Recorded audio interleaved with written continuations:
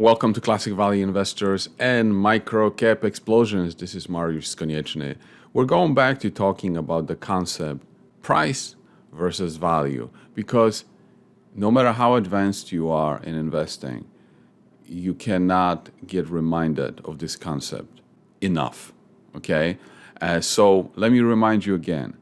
Price is what you pay for something, and value is what you get in return. Okay, that's really the concept of entrepreneurial, successful, or value investing. And nowadays, people act like value investing or intelligent investing, and that's really what it should be called, is old-fashioned. In other words, what's new is just focusing on price. And that's what, for example, technical analysis is all about.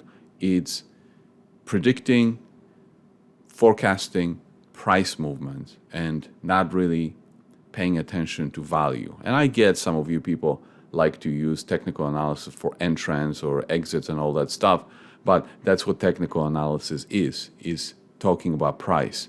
And in today's day and age, people focus so much on price that they tend to completely ignore the value. And if we talk about our beloved Oracle, for example, yesterday I had a video talking about RFC Ambrian coming out with a report of what they think or what they're projecting Oracle is going to be bought out for. And I said in the report that it's a good report, but it's very conservative.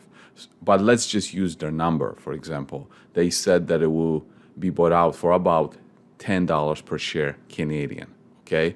And as of today, the stock is trading around $3, okay? So in these terms, $3 is what you pay for something, and $10 is what you get back in value according to the report. And so if I told you that you have the opportunity to buy something that is worth $10 for $3, would you be interested? And no, if you ask this question to a person on the street, they would say, of course I would be interested. It's a no-brainer. But you see, in investing, there's another question that they want to know is they're not interested to pay $3 for something that's worth 10 if there's a chance that somebody else is going to pay $2 the next day. You see, what people don't understand the concept or don't think about the concept is that when you have a stock price that's quoted to you, what it is, it's a transaction that happened between a buyer and a seller, okay? Because any stock price has a bid and it has an ask, okay? And then they are not the same. Bid is what you might be willing to pay for something. So you make an offer to buy something, and an ask is the seller is willing to sell something for that amount. And then the actual price that you see on your screen is a transaction that occurred in the past, not the future, a transaction that occurred in the past.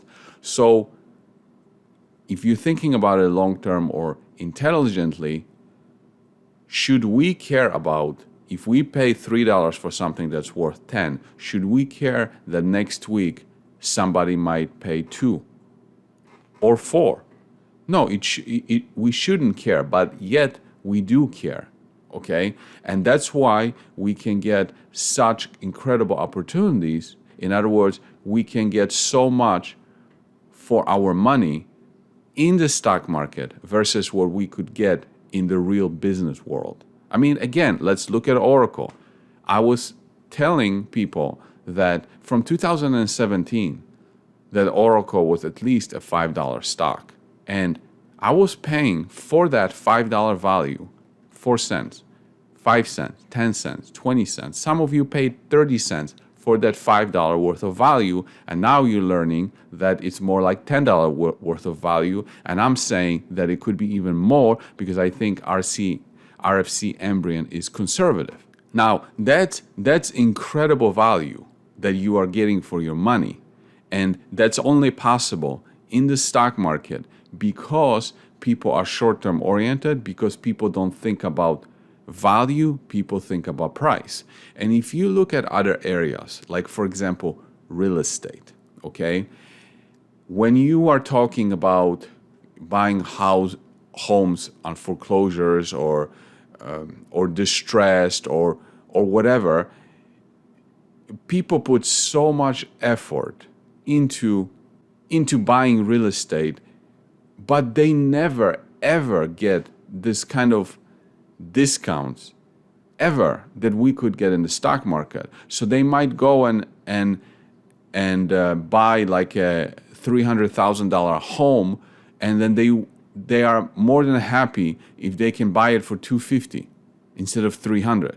Now, in our terms, it's like I wouldn't even look at anything unless I can get a multi-bagger. So in terms of a $300,000 house, I wouldn't even bother to go after it unless I can buy it for $100.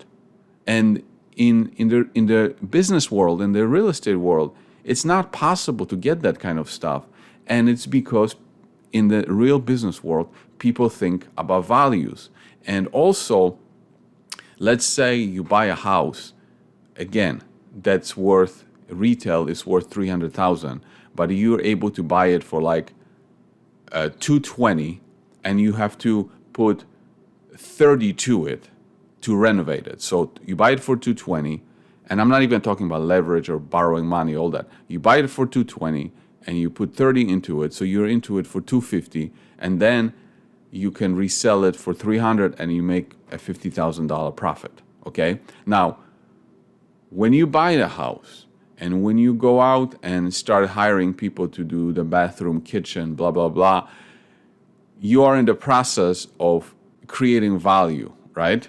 You're renovating the house. And during the time that you're working on it, you don't have Mr. Market knocking on your door every day and saying, at this point, this project is worth this much. In 5 minutes, it's going to be worth this much. Nobody is sitting down and drawing graphs and technical analysis or projections, looking at the macro, blah, blah, blah. Nobody is doing that. Nobody is telling you the progress. Nobody is voting, hey, now your project is worth $230 because you fixed the kitchen. And then the next day, your project is worth $190 because your contractor failed to show up on time. Or it's worth $150 because one of the contractors fell off the roof and hurt himself.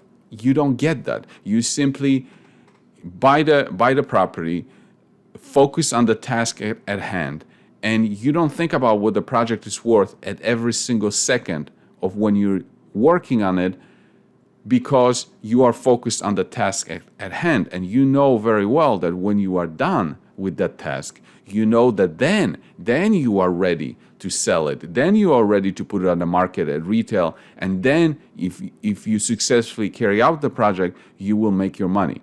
But if a project like this was a publicly traded company, you would be all stressed out about what are people going to think about my project on Tuesday versus Wednesday versus in 2 weeks from now. And then you would have to hold conference calls and answer questions of investors. Why did you nail this nail in a particular way versus the other way? Maybe you should think about unlocking shareholders' value and blah, blah, blah, blah, blah.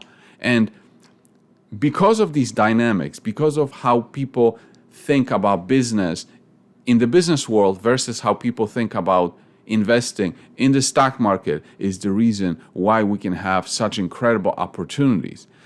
And that's why we can build wealth much faster in the stock market, if done properly, than we can just by having a job or just by being, in the business world and working on certain projects. Yeah, so I hope this was a nice reminder to us that it's what price versus value is for us when we are involved in the stock market. And a little announcement, you can see I'm wearing this shirt, and some of you guys asked how you can get this similar shirt. So yesterday I set up an MCE store for merchandise on Classic Value Investor. So you can go to classicvalueinvestors/shop, and you'll be able to get these kinds of shirts or these kinds of mugs or even a hat. So yeah, so that's it for this video. Thanks for watching, and see you next time.